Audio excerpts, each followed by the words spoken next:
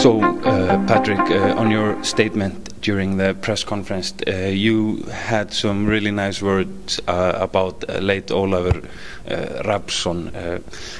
Your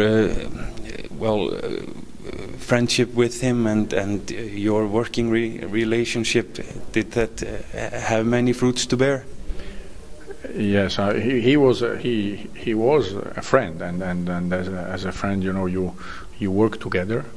You are sparring partners, you exchange ideas. I had a vision, he had a vision which was not always the same, but at the end we wanted just to somehow find a way to work together, and we always did. We took some time, you know, sometimes you play tactics and you don't take a decision that is too burdensome on the other side. So and we did this in great harmony, to be honest, and I miss him a lot because it was a gentleman. It was easy to work with him, easy, not easy on the subject, but easy as a person, because you had a lot of respect, and we had a lot of respect, mutual respect. So, and today we miss him because it's very difficult to have people like him that are so knowledgeable, that are interested, that learn. He was able to learn a lot. He liked to study things, and he was driven by how can I develop more the sport, how can I do more for smaller countries, of course, but how can I keep peace among the big ones. And so in his capacity as president of Europe, he had to do a lot of acrobatic exercise between small, grand, big, or those that are on the left, those that are on the right, not in a political sense, but those that have just different opinions, and you have to take a decision. And that was a bit difficult sometimes for him to take a decision. Maybe because he was a lawyer like me sometimes, so we like to be a little bit yes, maybe no. And sometimes he had to take decisions. He had to take very tough decisions, and tough decisions that some people have really hated him for. And I don't think he deserves that. That's because you are the boss. You've been elected, and you've been elected to take decisions. And he did take the right decisions. And we are very fortunate today that he did take those decisions. You also spoke of him when you talk about decisions. You also spoke of him being in spearheading some changes. What are the biggest changes maybe he inspired in the national community of basketball? Well, you know, he was adamant in trying to figure out how to create development funds for smaller countries. From a European perspective, Europe had quite some funds, so how to do that? He was part of a working group on that for a long time. Then he always felt we have to figure out a way between Europe and the world to work together. And so finally, at some point, when someone was not following that philosophically, he just simply took the decision to cut the person and to dismiss him. And this was probably one of the hardest decisions that he had to take. He was not always.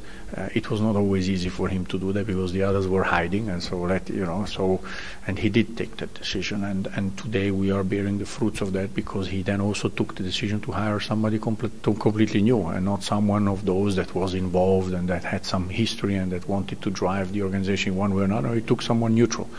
And that neutral person today is doing an excellent job, and that's something that stays, and we're very happy that that's been a decision that Olaf took and made basically alone, and that was very good. So.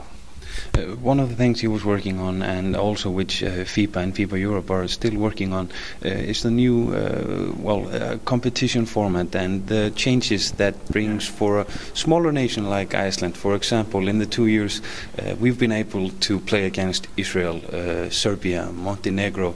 That's a huge change for a nation like Iceland. How has these changes been accepted in the worldwide basketball community?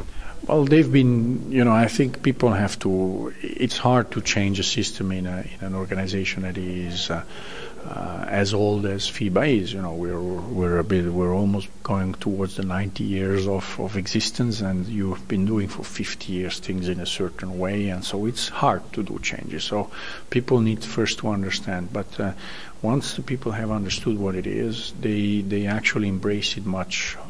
They embrace it very well. Some people, on the other hand, are lazy. Change means I have to think differently. How am I going to do this tomorrow? I don't know. Today it works fine. Why to change? And so this is normal in an organization like ours. And Olaf obviously was always in the middle of this work. He had to fight a little bit against the internally in Europe, those that were in favor of the change and those that were not. But one of the main change was supported by everybody, and also Olaf supported this strongly, and that's to make sure that the national teams could play at home and could receive other national teams and then go to play in other countries and so forth. And that's going to stay. And with whatever difficulty that comes up, that's going to stay, and that's going to be a huge boost for every single country to continue to see. Also in Iceland, big countries come and play. They will have no choice. They cannot pick their opponents. The draw will determine, and they will be here.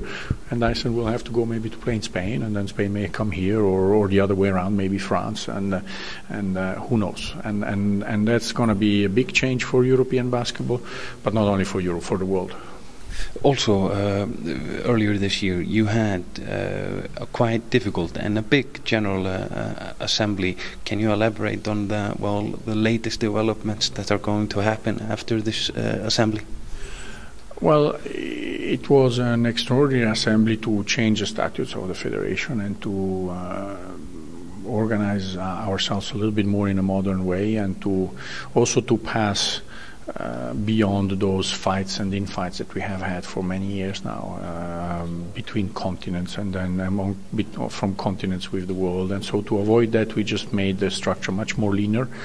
There's one international federation, and that's it. And the continents as such are only there as an organization, not anymore as an independent organization, but they are there to consult, to plan the development, but not as an opponent to the world. If someone has something to say where he wants to see, he has to go to the Congress and has to argue his case there and win the vote and the support of the membership.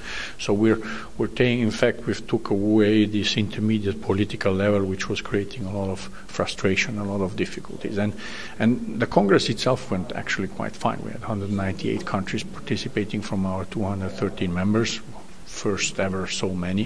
197 voted in favor with one abstention. I mean, basically, it's practically a unanimous vote for the change. And because the good thing is the members expect a change. They want to see growth. There is this feeling that we can do much better, and that transpired through the Congress. And I think that's our challenge is now to deliver. We have to change the structure. We have to reorganize ourselves legally. We have to organize the work between the offices, who does what exactly, how can we in fact bring more help to the country, how will Iceland at the end of the day benefit from this change more directly. And so we're currently right now in the middle of that, and that's going to take another 6 months until we finalize the structure fully. So your schedule is going to be busy? Well, a little.